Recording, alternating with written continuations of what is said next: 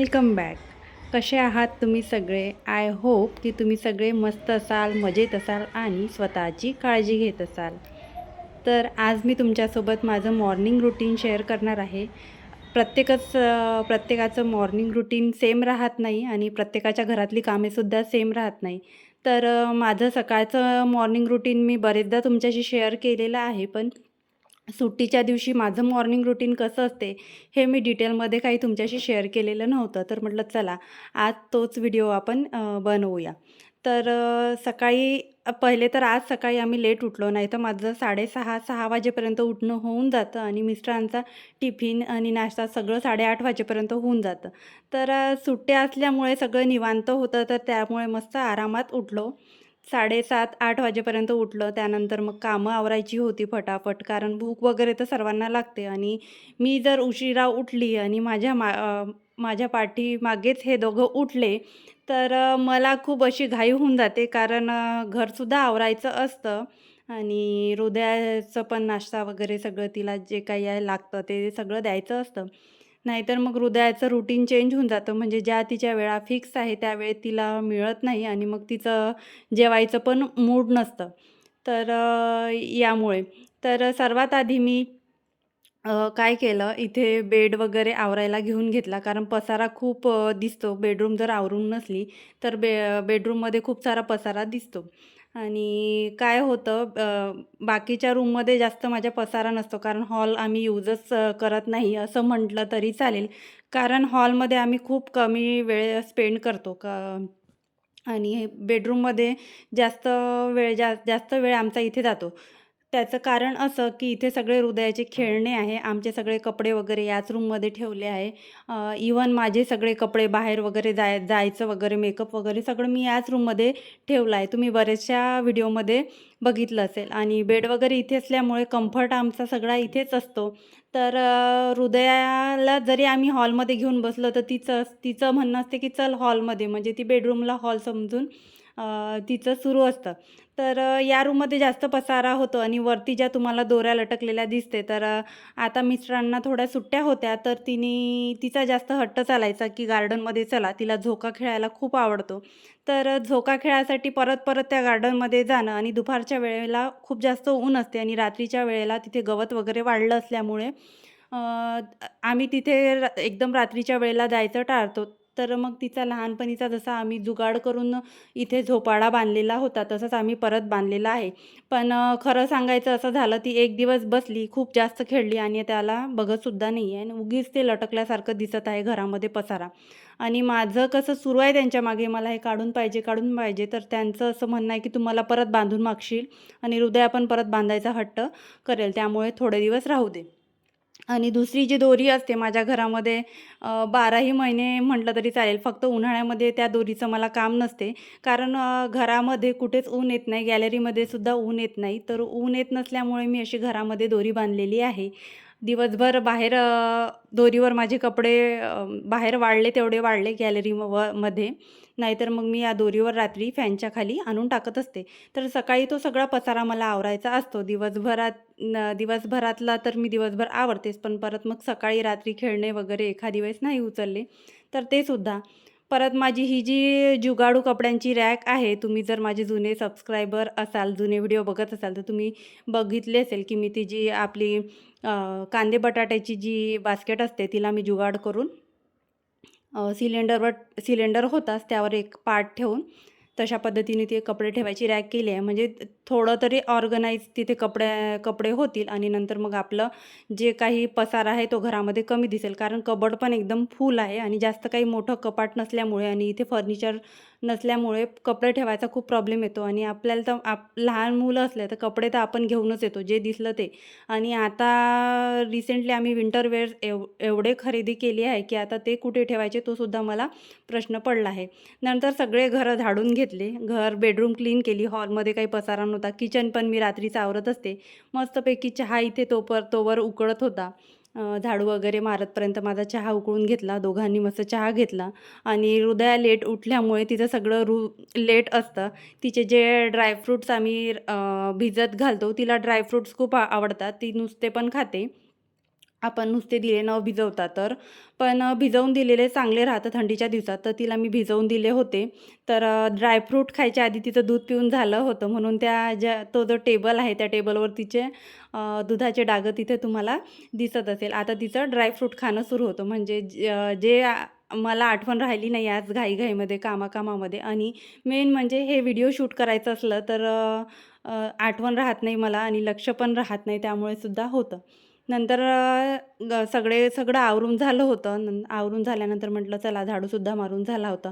Back to back माझे कामं मी तुमच्याशी शेअर करत आहे आणि प्रत्येकच वेळा शेअर करत असते आणि टिप्ससुद्धा तुम्हाला देत असते आणि तुम्हाला खूप आवडतात त्या टिप्स आणि माझं घरातले कामं, होम मेकिंग रिलेटेड जे काही माझे व्हिडिओ असते ते तुम्हाला खूप आवडते. तुमचा खूप छान प्रतिसाद असतो आणि बरेच दिवसाची गॅप होती. गॅपनंतर म्हटलं चला तुम्हाला जे आवडते तेच तुमच्याशी मी आज शेअर करणार. तर नंतर सगळं क्लीन म्हणजे घर वगैरे आवरल्यावर एकदाचा मी पोछा मारून घेत असते. डेलीच पोछा मारते कारण आता सवय झाली आहे आणि घर खूप असं मोठं नाही आहे की पोछा मारायला खूप त्रास होतो. म्हणून मी मॉपचा यूज न करता थोडा शरीराला पण व्यायाम होईल. दुसरा कोणताच व्यायाम मी करत नाही. खरं सांगायचं म्हटलं तर असं वाटते हातपाय वगैरे माझं दुखणं सुरू झालं होतं, त्यामुळे मी व्हिडिओमध्ये गॅप घेतली. कमेंटसुद्धा तुमच्या होत्या की व्हिडिओ का येत नाही, व्हिडिओ का येत नाही. तर हाताचा, पायाचा वगैरे प्रॉब्लेम सुरू झाला होता माझ्या. तर कमरेचा पण, बॅकचा पण प्रॉब्लेम सुरू झाला होता. जास्त बसून होऊ शकतं किंवा जसं आपलं वय वाढतं तसं आपल्याला हे प्रॉब्लेम्स येतात. तर त्यामुळे सुद्धा मग नव्हतं एवढं होत माझ्याकडून मॅनेज. अ, तर थोडा गॅप घेण्यामध्ये तिथे आला होता. म्हटलं स्वतःसाठी वेळ देणं पण आवश्यक आहे, थोडा रेस्ट घेणं पण आवश्यक आहे. आपण स्वतःच जर फिट नसलो तर दुसऱ्यांना पण मार्गदर्शन करू शकत नाही. तर त्याच उद्देशाने मी आजच्या मॉर्निंग रुटीनला माझी प्रेरणादायी सकाळ असं टायटल दिलेलं आहे. कारण बऱ्याचशा मला अशा कमेंट येते की तुझं मोटिवेशन घेऊन आम्ही पण व्हिडिओ बनवत आहोत. तर मला खूप छान वाटते की आपल्याला पण रिलेट कोणी करत आहे आणि व्हिडिओ बनवायला सुरुवात करत आहे. कोणीतरी काहीतरी आपल्यामुळे करत आहे. ही एक गोष्ट खूप छान स्वतःला प्राऊड फील करणारी असते आणि यामुळेच मला पण प्रेरणा मिळते की आपण आणखी व्हिडिओ बनवावे. कसं आपण जर घरी आहो आणि थोडंसं आपली जर हेल्थ इश्यू वगैरे आहे, तेव्हा आपण ब्रेक घेत आहोत, तर ती वेगळी गोष्ट आणि उगीच आपला टाईम वेस्ट होत आहे इतर गोष्टींमध्ये, अनप्रोडक्टिव्ह गोष्टीमध्ये. त्यामधून आपल्याला काही बेनिफिट्स मिळत नाहीच आहे. उगीच टाईम वेस्ट होत आहे. स्वतः पण आपण हर्ट होत आहे आणि आपल्यामुळे बाकीचे पण हर्ट होत आहे.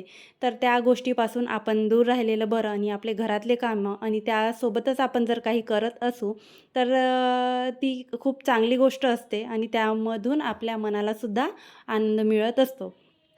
तर तो तेच एक कारण होतं. तर त्यासाठी मला असं वाटते की व्यायाम आवश्यक आहे. तर योगा वगैरेचं मला असं वाटते की योगा क्लासेस वगैरे आपण करूया. तर ते सुद्धा मॅनेज होत नाही आहे. मॅनेज होत नाही म्हणजे सकाळचं रुटीन बिझी असते. मिस्टर 8:30 पर्यंत जातात. परत आता हृदया लहान आहे आणि आम्ही दोघंच असल्यामुळे हृदयाला कोण बघन हा सुद्धा एक प्रश्न पडतो. तर त्यामुळे आता सगळ्या गोष्टी मी आता पुढे असं टाळत चालली आहे. स्वतःला असं समजवत आहे की हृदया शाळेत जाईल तर ते 2-3 तास आपल्याला भेटतील. त्या 2-3 तासामध्ये आपण करूया. नाही योगा क्लास तर YouTubeवर छान आपल्याला मोटिवेशनल किंवा योगाविषयी आपल्याला व्हिडिओ मिळतात. तर ते सुद्धा आपण ऐकूया. तर ते सुद्धा माझे प्रयत्न सुरू आहे. तर तुम्ही आता व्हिडिओमध्ये बघत आलात माझे बॅक टू बॅक कामं सगळे झाले. तोपर्यंत हृदया मिस्टरांजवळ होती. तर जो वेळ मिळतो त्या वेळेचा उपयोग आपण केला तर आपले कामंसुद्धा व्यवस्थित होतात. कपडे पण धुवून घेतले. आज जास्त कपडे नव्हते आणि जास्त कपडे नसले तर मी अशी खूप वेळपर्यंत भिजत घालत नाही. डेलीचे कपडे असले की थोड्या वेळ निरम्यामध्ये ठेवले म्हणजे फरची वगैरे पुसतपर्यंत. आणि सुट्टीचा दिवस असला तर असं होतं की यांच्या अंघोळींना लेट होतं. म्हणजे मी लेट करत नाही आणि माझं असं होऊन जातं की तुम्ही लवकर अंघोळ करा, लवकर अंघोळ करा आणि यांचं सर्वांचं असं होतं की काय गं तुझी रोजचीच घाई असते. तर मला पण असं वाटतं की नाही थोडं टाईम यांना देऊया, यांच्या मनाने होऊ देऊया, या दोघांना खेळू देऊया. तर त्यामुळे सुद्धा लेट होतं. नंतर लगेच देवपूजा करून घेतली. तर कालचाच मार्गशीर्ष गुरुवार होता, तर ती पूजा वगैरे मला उचलायची होती. ती पूजा उचलून घेतली आणि पूजा उचलल्यानंतर लगेच देवपूजा केली आणि हे जे आधी फुलं वाहिलेले दिसत आहे, तर ते मी असे साईडनी सजवून ठेवून दिले. त्याच देवपूजेतले जे होते, ते एकदम आता हिवाळा आहे, तर एकदम ड्राय होत नाही. उन्हाळ्यामध्ये ड्राय होतात. तर रांगोळी वगैरे काढायला काही जागा नाही, नाहीतर त्याच फुलांपासून मी खाली रांगोळीसुद्धा काढली असती. आणि काढलीसुद्धा खाली अशी रांगोळी कुठे तुळशीजवळ वगैरे. तर आमची हृदया मॅडम तर काही ठेवणार नाही. ती पूजाच तर हृदयानी 2 दिवस कशी ठेवली, हे 1 दिवस कशी ठेवली, हे याचंच मला नवल वाटतं.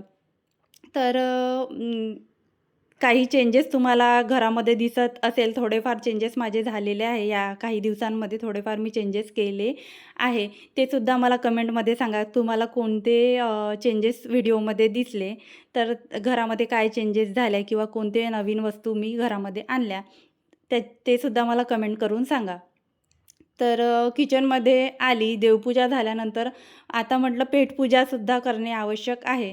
तर असं माझं रुटीन डेली माझं मॉर्निंगचं सगळं चाललं. सर्वात मॉर्निंग रुटीन जे माझं डेलीचे असतं, तर सर्वात आधी माझा स्वयंपाक असतो आणि नंतर माझे बाकीचे कामं असतात. तर आता सुट्टीच्या दिवशीचं आहे, तर म्हटलं अंघोळ वगैरे करूया. तर भाजी बनवायला मी इथे घेत आहे. तेल आधी तापवून घेतलं कढईमध्ये. तेल तापवायला ठेवलं. इथे लसूण, जिरं मी फ्रेश वाटून घेत असते. लसूण, जिरं आणि अद्रक अशी मी फ्रेश पेस्ट करत असते आणि वेळेवरच लसूण सोलत असते. फक्त मला माझं जे डेलीचं असते टिफिनसाठी, तर रात्री लसूण सोलून ठेवते किंवा रात्रीच मग कधी-कधी ठेचूनसुद्धा ठेवते. फ्रेश लसूण जर आपण भाजीमध्ये टाकला, तर त्याची चवच वेगळी असते. तर इथे कांदा वगैरे कांदा आणि मिरची भाजीमध्ये लसूण थोडासा गोल्डन ब्राऊन झाल्यावर कांदा आणि मिरची त्यामध्ये ॲड केलं. नंतर इथे छोटी वाटी घेतली. त्यामध्ये अर्धा-अर्धा चम्मच सगळे मसाले घेतले. म्हणजे धनेपूड घेतली आणि काळा मसाला, तिखट, हळद. हळद पाव चम्मच घेतली आणि तिखट जे आहे ते 1 चम्मच घेतलं. तिखट आम्ही कमी घेत असल्यामुळे हे आमच्या फॅमिलीचं प्रमाण मी इथे तुम्हाला सांगत आहे. तर तुम्हाला गवाराच्या शेंगांची भाजी आवडते का? मला अजिबात आवडत नाही. पण कसं लग्नानंतर ज्या गोष्टी मिस्टरांना आवडतात आणि त्या गोष्टी आता त्यांच्या सोबत घरी येतात, तर त्या बनवाव्याच लागतात आणि नाईलाजांनी खाव्याच लागतात. तर थोडीफार खाऊन घेते. सोबतीला वरण वगैरे असतं आणि सवय झाली आता. मला काही अशा भाज्या आवडत नव्हत्या. त्या भाज्यांची मी सवय करून घेतली आहे आणि माझ्या पद्धतीने त्यांना वेगळ्या-वेगळ्या पद्धतीने बनवून त्या भाज्या कशा चवीला चांगल्या लागेल आणि मला कशा खाल्ल्या जाईल, हे सुद्धा मी हे सुद्धा मी ट्राय करत असते. म्हणजे पौष्टिक पण चवदार कसं होईल याचीसुद्धा माझा ट्राय सुरू असते. तर मागे तुम्हाला मी व्हिडिओमध्ये सांगितलं होतं, की हृदयाला मी तिखट वगैरे देत नाही. तर आता थोडंसं अपडेट झालेलं आहे. हृदया तिखट देत तर नव्हती, पण हृदया असं ताटातलं उचलून खात होती. तर थोडं तिखट कमी भाजीमध्ये ॲड करते, जेणेकरून हृदयाला जास्तच असं तिखट आणि मसाले तिच्या पोटामध्ये जाणार नाही आणि थोडंफार तरी ती तिखट कुठे खाईल, जेणेकरून कुठे गेल्यावर बाहेरगावी गेल्यावर आपल्याला त्याचा हृदयाचा खाण्यापिण्याचा प्रश्न येणार नाही. तर भाजीवर झाकण ठेवलं, थोडं मीठ टाकलं, मीठ टाकून झाकण ठेवलं आणि त्यावर पाणी ठेवलं. थोडं तेलामध्ये शिजू देते. पाण्याची गरज वाटलीच तर मी टाकते, नाहीतर मग त्या तेलामध्येच शेंगा शिजू देते.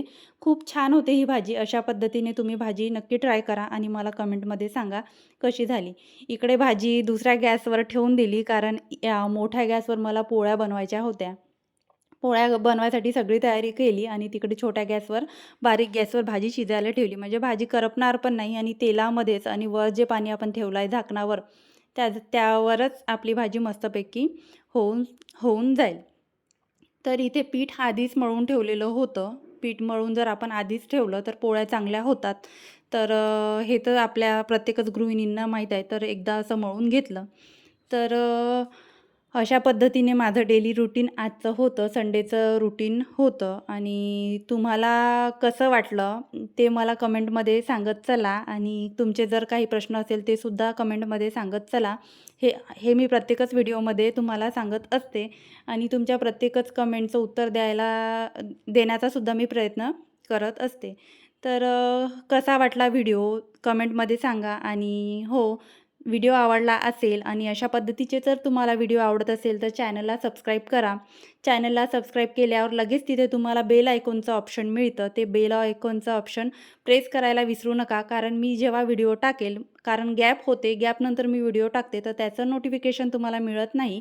बेल आयकॉन जर तुम्ही प्रेस करून ठेवलं तर तुम्हाला त्याचं नोटिफिकेशन मिळेल, म्हणजे मी जेव्हा व्हिडिओ अपलोड करेल.